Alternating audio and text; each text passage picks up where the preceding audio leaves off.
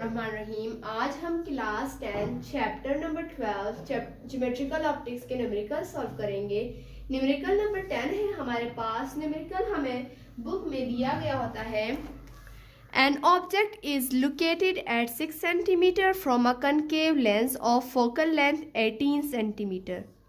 एक ऑब्जेक्ट है concave lens का जो 6 सेंटीमीटर पर लोकेटेड है और फोकल लेंथ उसी कनकेव लेंस का 18 सेंटीमीटर पर है। Find the position, nature and magnification of this image. हम लोगों ने पोजीशन, नेचर और मैग्निफिकेशन फाइंड आउट करनी है।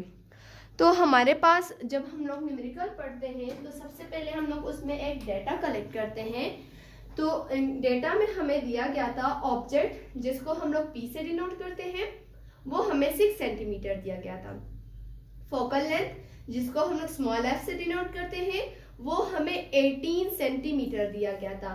अब आप लोग ये कहेंगे कि न्यूमेरिकल में यहाँ पे माइनस नहीं था लेकिन आपने माइनस लगाया। वो माइनस मैंने क्यों लगाया है, क्योंकि न्यूमेरिकल में हमें बताया गया है कि कनकेव लेंस का फोकल लेंथ।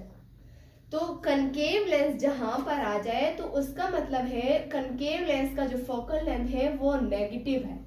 अगर न्यूमेरिकल में ना दिया गया हो भी, सिर्फ आप लोगों ने न्यूमेरिकल पढ़ के ये सोचना है खुद के जो फोकल लेंथ है कनकेव लेंस का वो हमेशा नेगेटिव होता है, चाहे उसके साथ साइन हो या ना हो। अगर ना हो तो आप लोगों ने जब न्यूमेरिकल सोल्व करना हो तो आप लोगों ने खुद यहाँ पर नेगेटिव साइन लगाना है, लाजमी है, मस्ट है। दूसरी चीज, अगर बात कनकेव लेंस की नहीं कन्वेक्स लेंस की हो रही होती है कि कन्वेक्स लेंस का जो है ना फोकल लेंथ है, देन वहां पर फिर पॉजिटिव आता है। सही, फिर उसका जो फोकल लेंथ है वो पॉजिटिव होता है। फिर आप लोगों को यहाँ पर नेगेटिव वगैरह नहीं लगाना। ये मैंने आप लोगों को पहले भी समझाया था, शायद आप लोगों को अभी समझ में आ गया होगा। तो फोकल लेंथ जो है ना जिसको हम लोग स्मॉल एफ से डिनोट करते हैं वो हमारे पास -18 सेंटीमीटर आ गया। इमेज जिसको हम लोग स्मॉल क्यू से डिनोट करते हैं वो फाइंड आउट करना है। नेचर ऑफ इमेज, मैग्निफिकेशन, ये तीनों चीजें फाइंड आउट करनी है। तो इसके लिए हमारे पास फार्मूला लगेगा 1/f is equals to 1/p plus 1/q। मैंने पहले भी बताया है कि जिस चीज को हम लोग कैलकुलेट कर रहे होते हैं, अगर वो इज इक्वल्स टू के उस साइड पर लिखा है तो सबसे पहले हम लोग उसको एक तरतीब देंगे कि इस को हम लोग इज इक्वल्स टू इस साइड पर लाएंगे, देन सॉल्व करेंगे। अब यहाँ पर हम लोग इमेज कैलकुलेट कर रहे हैं तो सबसे पहले ये जो इमेज है उसको मैं इज इक्वल्स टू इस साइड पर लिखती हूँ कि ताकि फार्मूला भी सेट हो जाए। 1/q is equals to 1/f minus, ये प्लस का साइन माइनस में चेंज हो जाएगा, और 1/p। अब हमारा फार्मूला इस तरह हो गया कि 1/q is equals to 1/f minus 1/p बन गया। इसको मैं मिटा देती हूँ।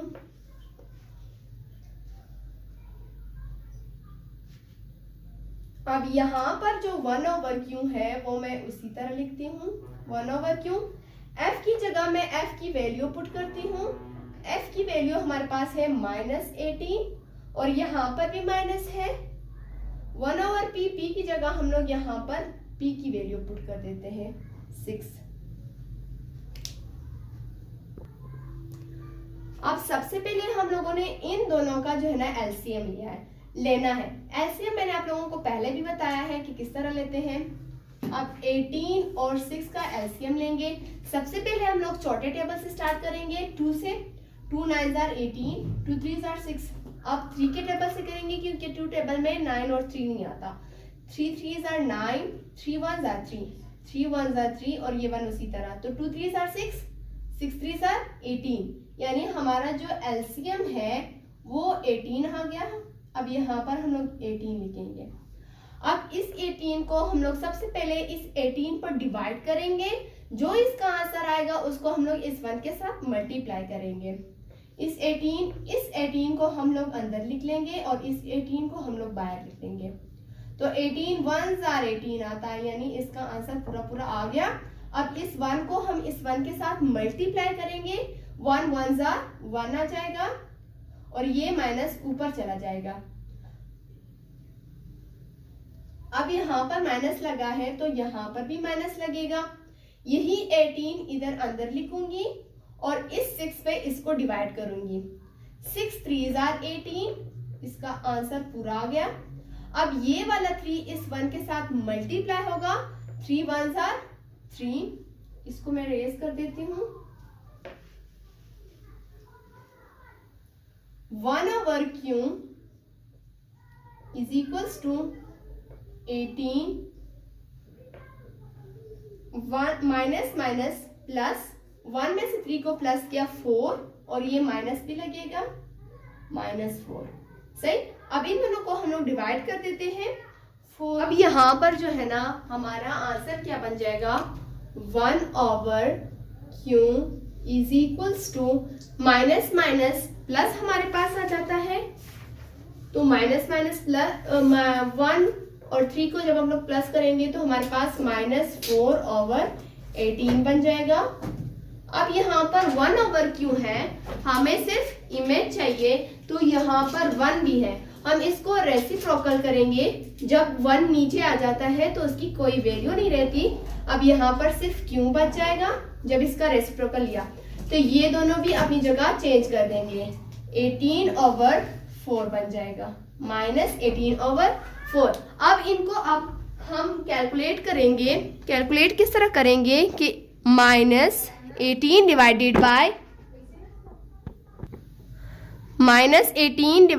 बाय 4, हमारे पास आंसर आया -4.5, यानी जो हमारा इमेज है उसका आंसर है -4.5 सेंटीमीटर, क्योंकि जो इमेज है उसका ऐसा यूनिट हमारे पास सेंटीमीटर है।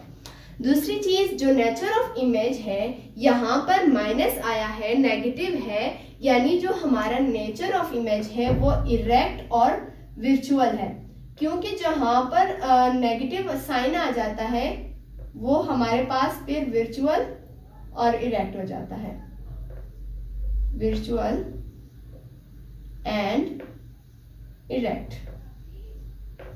तो अब तीसरी चीज हमारी रह गई है मैग्निफिकेशन।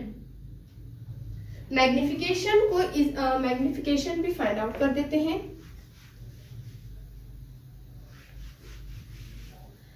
जब मैग्निफिकेशन फाइंड आउट करेंगे तो उसके लिए उसी का फार्मूला लगेगा। फार्मूला है हमारे पास m इज इक्वल्स टू, जो मैग्निफिकेशन का अपना फार्मूला है, Q/P। Solution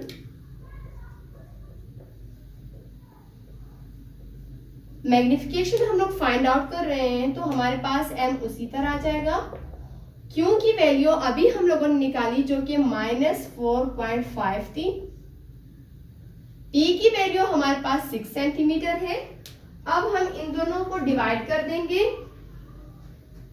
-4.5 divided by 6 is equals to -0.75।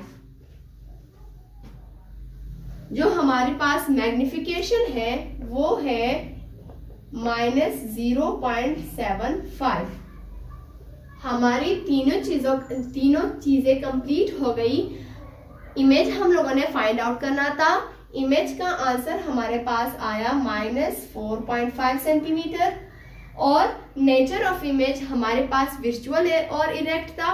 और तीसरी चीज जो मैग्निफिकेशन है वो फिर है -0.75। इसी तरह हमारा जो न्यूमेरिकल नंबर 10 है वो भी कंप्लीट हो गया, और हमारा जो चैप्टर नंबर 12 है ज्योमेट्रिकल ऑप्टिक्स वो भी कंप्लीट हो गया। होप सो कि आप लोगों को समझ आ गया होगा।